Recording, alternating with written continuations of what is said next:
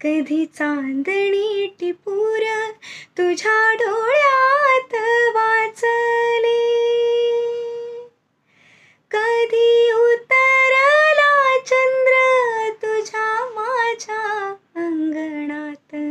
स्वप्न पाखरांचा थवा विसावला